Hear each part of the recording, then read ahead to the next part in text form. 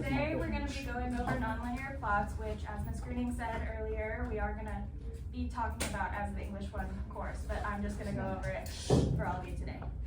If everybody can make sure that they have a pencil or pen out and your notebooks, as she asked. Yes, everybody good? Okay, so we have a warm-up, and I would like you to discuss what you already know about linear plots. If you don't know, a linear plot is just like a regular plot. And how do you see this in the story that you're already reading in class called The Most Dangerous Game? You can pull out the paper if you need to, but you'll have 5 minutes. Linear plot is a story told in chronological order. I haven't gotten a clue. haven't got a clue? Do you know what a linear plot is? Yeah, it's like a square and then there's like lines. I mean dots and the lines are like positive, negative, and there's like outliers. I got like there's scatter plots and then. Okay, then I'm not one. Yeah, you're overcomplicated. I'm not. It's just a plot. I'm so smart.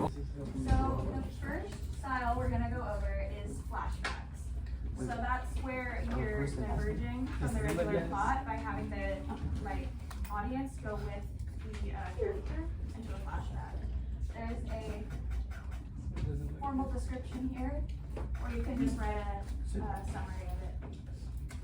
See, here is parallel plot structure. So you can see this in stories like Percy Jackson the last year, where they have the multiple views, and they're all the same story, and they end up coming together. So it's running parallel to each other, but not the exact same. Does anybody else have examples of where they've seen that in literature? Marvel? Marvel, yeah. Marvel has that. Yes. So we're going to look at some examples that you can see in movies about this.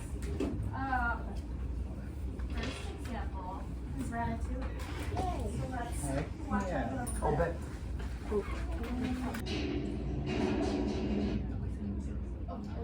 Okay. So what did we see? Which technique did we see used in there? It flashed back to his childhood. Yes, okay. So how do we see that develop the story?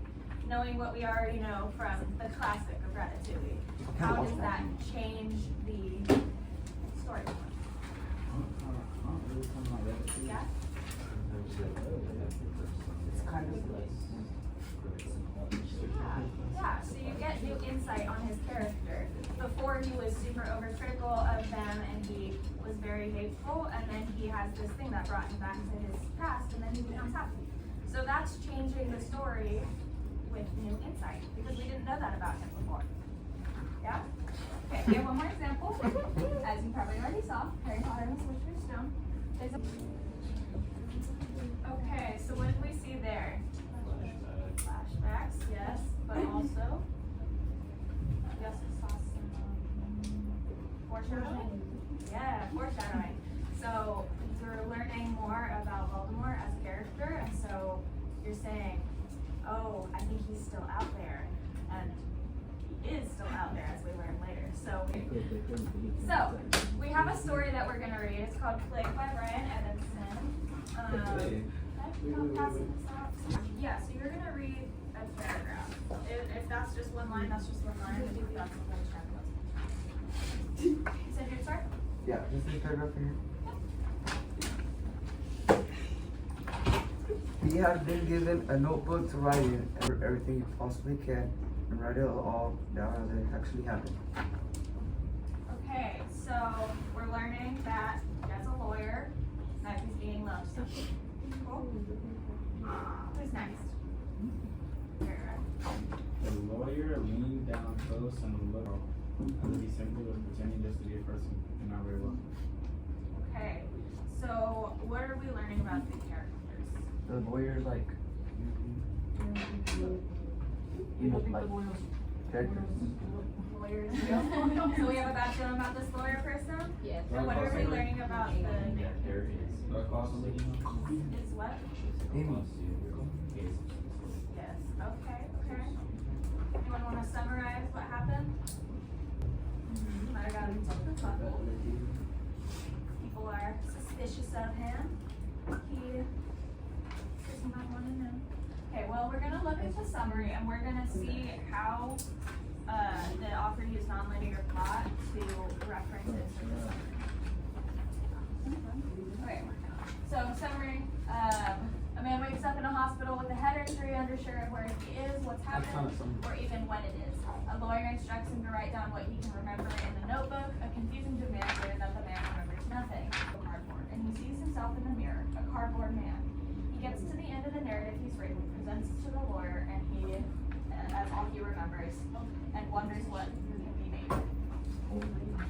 So, how do we see this in what's written?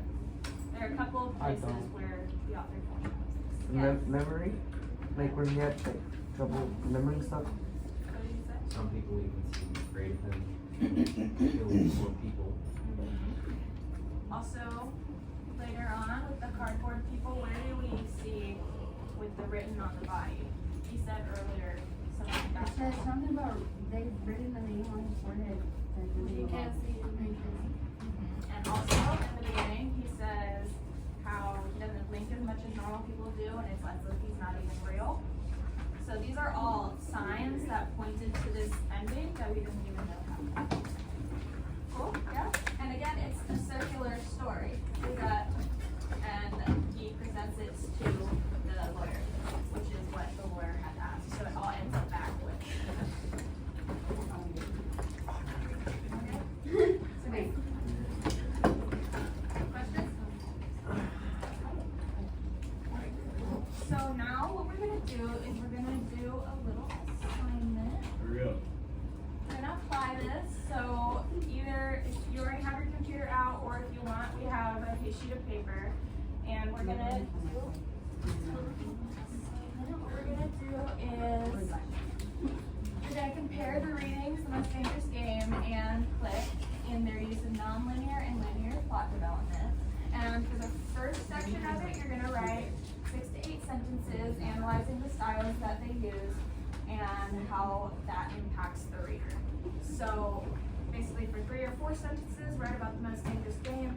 How did the author use foreshadowing, or how did he add to the drama? How did he tell that to the reader? And then in 3 or 4 sentences, talk about how you see that in Click. And then you're gonna do another 6 to 8 sentences about how you as a reader were impacted by the author's choice of plot development and what styles you intend to replicate in your future writings and how you will do so. So basically write about how you felt while reading, how you want to apply that, and how you write that. And so you'll have your note sheet to look back at what the styles were and make a claim for what the author uses in The Most Dangerous Game. Explain what you mean by that, and then give some in-text evidence of that. Oh, yeah, so this Then is do the used- exact same thing for Click, and then maybe write a sentence or two at the end saying how that compares, how they're similar, how they're different. And then for your second half of the thing, which is the reflection part, write maybe a claim. This is what I liked to see, this is how it impacted me, and then write some more sentences explaining onto that. Yes? So basically this is the assignments and then this is the rubric. What you're gonna be doing is you're gonna have like 3 or 4 sentences talking about The Most Interesting. That's online. And then you're gonna have 3 or 4 sentences talking about and so what we're gonna do when you're It's fun. so how far did you guys get in this? I'm not sure. It into me by next Tuesday. That's the next time you have Miss Greening. I'll come around and pick up the papers from her at that time. And if you're doing it online, just email it to me, and when you're done, write a little note that says, hey, I'm finished, can you grade it? So you have until Tuesday to get it finished. If you need to, either take a picture of the instruction sheet or it's on Canvas. And if where you can take a picture of this, I can go back to the summary and you can take a picture of that with your phone near the end of class.